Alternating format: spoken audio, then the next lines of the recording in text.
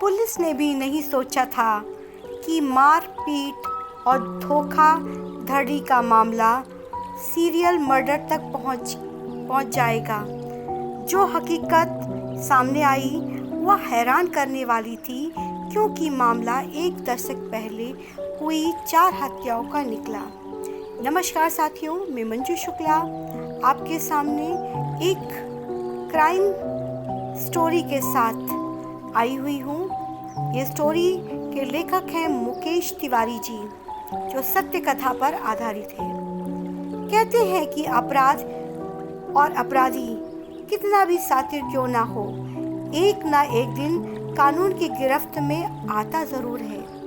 हालांकि हत्या जैसा जघन्य अपराध जब भी कोई अपराधी करता है तो निश्चय ही वह सोचता है कि उसके अपराध को कोई नहीं देख रहा है, अतः वह साफ साफ बच जाएगा। इस कहानी में भी आरोपी का एक अलग शिकार बनने वाली उसकी दूसरी पत्नी के साहस ने उसकी असलियत पुलिस के सामने लाकर खड़ा कर दिया। गजब की चतुराई! आरोपी ने इस सनसनीखेज हत्याकांड को कैसे अंजाम दिया, इसमें कौन कौन शामिल रहा, उसका क्या इरादा था, इतने लंबे समय तक वह कैसे पुलिस से बचा, ऐसे तमाम सवालों और जवाबों का सिलसिला आइए विस्तार से हम लोग जानते हैं। तो इस कहानी की शुरुआत करते हैं तो इसकी शुरुआत मारपीट की शिकायत से हुई। 14 मार्च 2022 की दोपहर अनामिका नाम की एक महिला बदहवास हालत में ग्वालियर शहर के झांसी रोड थाने पहुंची। वह काफ़ी घबराई हुई थी। थाने के गेट पर राइफल लेकर खड़े संतरी से जब उसने थाना प्रभारी के बारे में पूछा तो संतरी ने उसे कक्ष की तरफ इशारा किया जहां पर थानेदार साहब बैठे थे। साहब अंदर बैठे हुए थे, आप चली जाइए और आप बात कर लीजिए। अनामिका तेज कदमों से सीधा थाना प्रभारी के कक्ष में दाखिल हुई। उस वक्त थाना प्रभारी अपने मातहत के साथ किसी अहम मसले पर चर्चा कर रहे थे। अनजान महिला को अपने कक्ष की तरफ आता देख उन्होंने उससे पूछा, काहे क्या हुआ, कोई काम है क्या? डराई हुई अनामिका ने कहा, साहब मुझे अपने पति राजेश यादव के जुर्म के संबंध में कुछ महत्वपूर्ण जानकारी और दस्तावेज और फोटो आपको देने हैं और उसके खिलाफ रिपोर्ट दर्ज करानी है। बड़ा डरी हुई उस महिला ने थाने प्रभारी से कहा। थाना प्रभारी ने महिला को कुर्सी पर बैठने का इशारा करते हुए कहा, आप आराम से बैठो और बैठकर अपनी बात बताओ। आखिरकार आपके साथ हुआ क्या है? थाना प्रभारी के बोलने पर महिला धीरे से कुर्सी खिसकाती है और बैठ जाती है, लेकिन पता नहीं क्या उसके मुंह से आवाज़ नहीं निकल रही थी। उसकी जुबान सूख गई थी। उसकी हालत देखकर थाना प्रभारी ने उससे पानी पीने के लिए कहा तो उसने पानी पीते हुए कहा, साहब मेरा नाम अनामिका है। तसल्ली देते हुए थाना प्रभारी ने कहा, आपके साथ क्या हुआ और कैसे हुआ, क्या विस्तार पूर्वक मुझे बताएंगी? मैं आपको भरोसा देता हूँ कि पुलिस आपकी हर संभावी जैसी भी मदद हो सकेगी, हम आपकी पूरी की पूरी मदद करेंगे। प्रभारी के ऐसा कहने पर अनामिका को थोड़ा सा भरोसा हुआ और थाना प्रभारी के भरोसे देने पर अनामिका के अंदर थोड़ी सी हिम्मत जागृत हुई। उसने कहा, साहब मेरे पति रमेश मेहता जो 36 साल के हैं द्वारा मेरे साथ मार पिटाई और गाली गलौज करने की शिकायत दर्ज कराने के साथ ही उसकी असलियत में भी आपको अवगत कराती हूँ। उसकी जो असलियत है वो भी मैं बताना चाहती हूँ। अनामिका ने बताया कि साहब, उसके पिता ग्वालियर के बड़े ट्रांसपोर्टर हैं। उनकी बड़ी शान शौकत से उन राजेश के साथ उन्होंने शादी की। इसके बाद अनामिका के साथ जो हुआ उसकी कहानी इस तरह से सामने आई। समय अपनी गति से गुजर रहा था। शादी के कुछ दिन बाद ही पति उसे परेशान करने लगा। पति के व्यवहार से काफ़ी बदलाव आने लगा। धीरे धीरे वह बात पे झगड़ा करता, मार पिटाई करता। वो बेचारी बहुत ही परेशान थी। वो अपने पति के व्यवहार से बहुत ही खफा थी। उसकी समझ में नहीं आ रहा था कि वह क्या करे। अनामिका जब भी कभी उसके बदलते व्यवहार की शिकायत करती तो वह कोई ना कोई बहाना बनाकर अपनी बात को टाल देता। यही नहीं, इसके बाद जब देखो तब राजेश अनामिका को घर में पीटता और गाली गलौज करता। घर से निकल जाने को भी कहता, मतलब वो धमकियां भी देता रहता। यहाँ तक कि उसे खाना खर्चा के लिए भी पैसे देने से भी बंद कर दिए थे।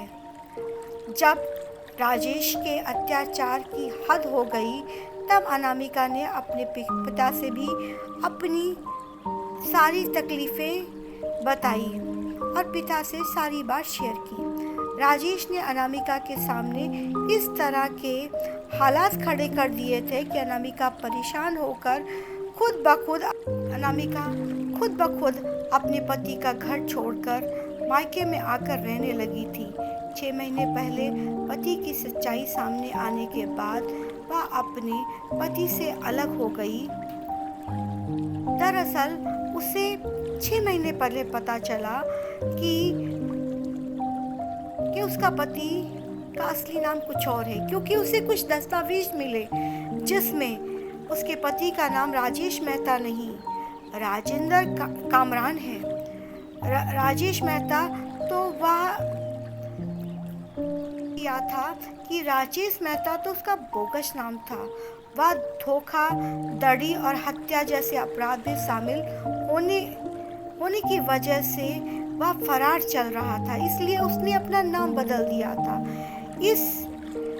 इसके बाद अनामिका पति से अलग होकर अपने पिता के यहाँ रहने लगी।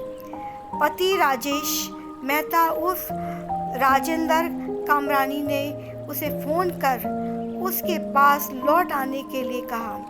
अनामिका ने जब लौटने को मना कर दिया तो राजेंद्र अनामिका को फ़ोन पर जान से मारने की धमकी देने लगा। एक दिन तो हद हो गई। 12 मार्च 2022 को अनामिका अपने पिता से थोड़ी देर में आने को कहकर निकली और रास्ते में ही राजेंद्र ने अपने साथी के साथ वहां खड़ा मिला। वहां अनामिका को जबरन अपनी गाड़ी में डालकर सुनसान स्थान पर ले गया और उसके साथ जमकर मारपीट की। इस मारपीट में अनामिका की आंख पर भी चोट लगी। अनामिका ने बताया कि उस दिन पति राजेंद्र ने उसे जान से मारने की फिराक में था, लेकिन वह जैसे तैसे अपनी जान बचाकर उसके चंगुल से भागकर वो वहां पहुंची थी। वहां से वो सीधा कहीं और नहीं गई, ग्वालियर के झांसी रोड थाने पहुंची और पुलिस को अपने पति की असलियत बताने के साथ साथ अहम दस्तावेज भी उस पुलिस को सौंप दिया। जैसे जैसे जांच आगे बढ़ी तो पुलिस के सामने आया वो हैरत अंगेज था। पुलिस को नित्य नई जानकारियां मिल रही थी। पुलिस ने अपना रिकॉर्ड खंगाला तो उसने थाने में राजेंद्र मारपिटाई के लिए मामले में फरार निकला। राजेंद्र को दबोचा गया तो बहुत सारी चीज़ें सामने आई। राजेंद्र को दबोचने के लिए ब्योला पुलिस से संपर्क किया गया तो पता चला 2014 में 37 लाख रुपए की धोखाधड़ी और मारपिटाई के मामले में वह फरार चल रहा है। राजेंद्र यादव को गिरफ्तार करने के लिए एक पुलिस टीम बनाई गई और टीम ने क्राइम ब्रांच के टीआई दामोदर गुप्ता, थाना प्रभारी रमेश, क्राइम ब्रांच के SSP Rajiv Solanki, head constable Ram Babu Singh, constable Ashish Sharma व सोनू परिहार और भी बहुत सारे लोग शामिल हुए। इसके बाद मुखबिरी की सूचना पर 16 मार्च 2022 को पुलिस ने उसे एक फार्म हाउस से हिरासत में लिया। पुलिस उसे थाने लाकर उससे पूछताछ की तो उसने एक और सनसनीखेज अपराध का खुलासा किया, जिसके बारे में सुनकर पुलिस के पैरों तले जमीन खिसक गई। पकड़े गए युवक का असली नाम राजेंद्र यादव था। राजेंद्र ने पूछताछ में जो बताया उसे सुनकर पुलिस असमंजस में पड़ गई कि वजह यह थी कि वह एक संगीन अपराधी था। वह आज जिन 4 हत्याओं के बारे में पुलिस को उसने बताया, उसे ग्वालियर पुलिस अभी तक पूरी तरह अनभिज्ञ थी। पूछताछ में राजेश मेहता उर्फ राजेश यादव उर्फ राजेंद्र कामरान से पता चला कि वह सिर्फ 12वीं कक्षा तक ही पढ़ा था। ग्वालियर के बालाबाई के बाजार में उसका एक दोस्त मनोज गहलोत परिवार के साथ रहता था। राजेंद्र यादव भी उसके पड़ोस में ही रहता था। दोनों में गहरी दोस्ती हो गई।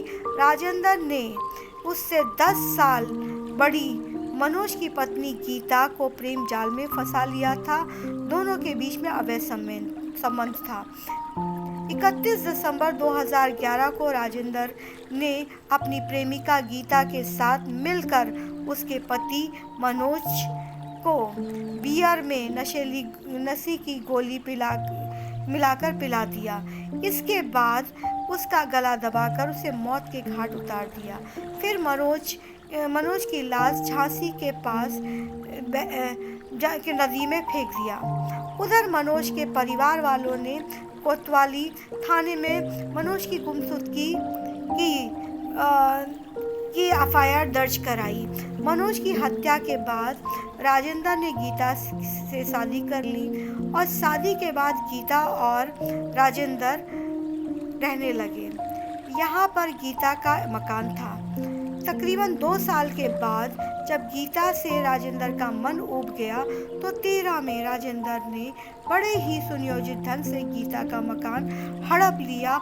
उसके बाद राजेंद्र ने साहस से किसी रहस्यों से भरी हुई फिल्म की तरह गीता, उसके बेटे और उसके भतीजे सूरज को चाकू से गोदकर मार डाला। उसके इस अपराध में राजेंद्र के भाई कल्लू और उसके जीजा और भाई राहुल ने भी उसकी मदद की थी। इस वारदात के बाद राजेंद्र वहां से फरार हो गया। तेहरे हत्याकांड के बाद से महारानी क्षेत्र में सनसनी फैल गई थी। इसके बाद पुलिस किसी तरह से इस हत्याकांड के आरोपी का पता लगाने में सफल हो गई। इतना ही नहीं, पुलिस ने हत्याकांड में शामिल हुए कल्लू और राहुल को भी गिरफ्तार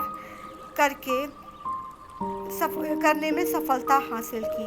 लेकिन राजेंद्र यादव नाम और हुलिया बदलकर इधर उधर छिपता रहा। पुलिस ने उसके ऊपर इनाम तक घोषित कर दिया था। खुद को कुंवारा बताकर राजेश उर्फ राजेंद्र ने अनामिका के साथ 14 में शादी कर ली। अनामिका ने पुलिस को बताया कि राजेश से उसकी दोस्ती 14 में ट्रेन के सफ़र में हुई थी। दोस्ती बढ़ने पर राजेश ने दिल्ली में अनामिका की नौकरी लगवाने में मदद की। इस वजह से दोनों की दोस्ती आगे बढ़ गई और दोस्ती धीरे धीरे प्यार में बदल गई। उसके बाद दोनों ने आपसी सहमति से शादी कर ली।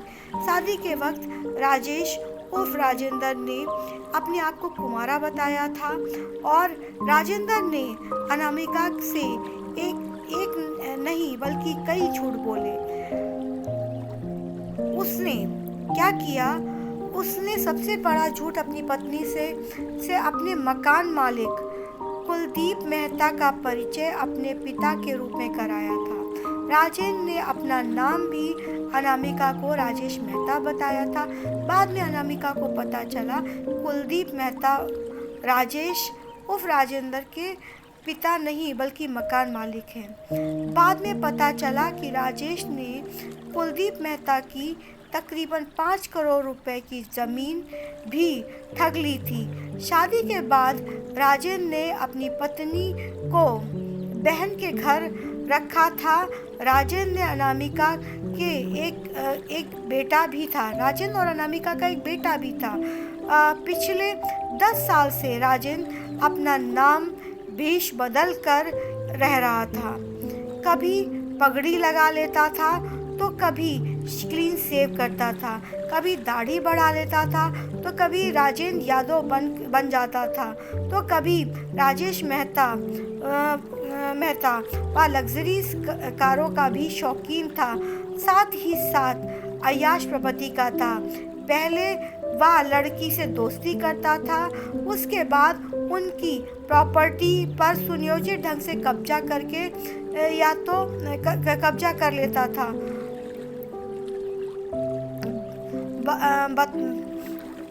ये सिलसिला कई साल तक चलता ही रहा।